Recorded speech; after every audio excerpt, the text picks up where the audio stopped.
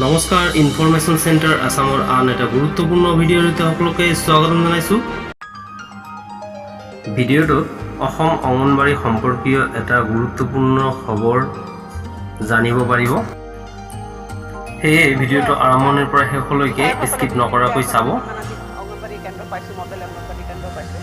সেইকাৰণে মই সেইখিনি সময়ত আমি বিভাগীয় মন্ত্ৰী অজন্তা নেওগে কালি এটা গুৰুত্বপূৰ্ণ বৈঠক অনুষ্ঠিত কৰে আৰু অংগনবাড়ী সম্পৰ্কীয় কিছু ভাল খবৰ এই বৈঠকৰ পৰা ওলাই আহে। সেয়ে ভিডিঅ'টো শেষলৈকে চাব আৰু ভিডিঅ'টো ভাল লাগিলে লাইক কৰাৰ লগতে অনুগ্ৰহ কৰি শ্বেয়াৰ কৰি দিব।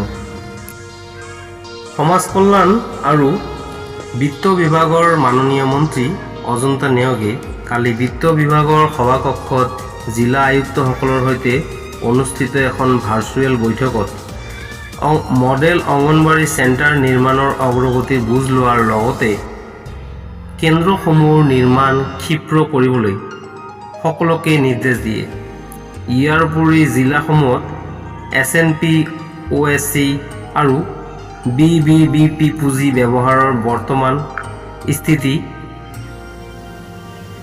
আৰু পোষণ ট্ৰেকাৰ এপ সম্পৰ্কীয় বৈঠকত আলোচনা কৰে।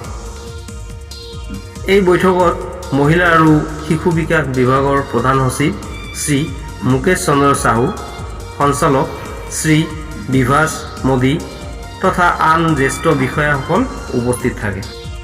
নিশ্চয়কৈ অংগনবাড়ী ৰিলেটেড এটা ভাল খবৰ বুলি ক'ব পাৰি, কাৰণ কালিৰ এই বৈঠকে মডেল অংগনবাড়ী চেণ্টাৰসমূহ ক্ষীপ্ৰ গতিৰে কাম সম্পন্ন হ'ব।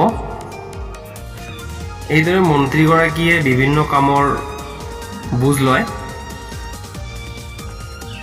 অংগনবাড়ী ৰিলেটেড ইনফৰমেশ্যনটো এইখিনিয়ে আছিল। অনুগ্ৰহ কৰি এই ইনফৰমেটিভ ভিডিঅ'টো লাইক এটা কৰাৰ লগতে শ্বেয়াৰ কৰি দিব আৰু চেনেলটোত নতুনকৈ আহিলে অনুগ্ৰহ কৰি ছাবস্ক্ৰাইব কৰি ৰাখিব।